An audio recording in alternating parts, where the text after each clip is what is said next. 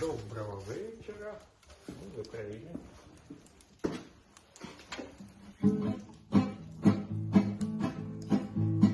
Ви до нас зайдіть на вогничок, ми вас нагодуємо як гостя, за чаєм обговоримо, що почим.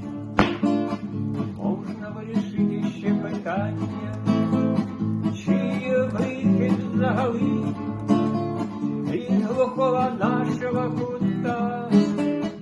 Ви нас зайдіть на вогничок, буде вам тут дружно й затишно, і душа відпустить вам замок. А душа на волі як прекрасна, треба відпустити свій замок. Ви до нас зайдіть на вогничок,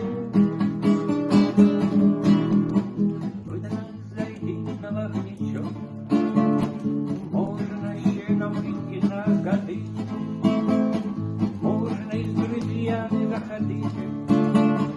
Ви до нас зайдіть на вогничок, можна і здається і смішно, так давайте разом посміхатися.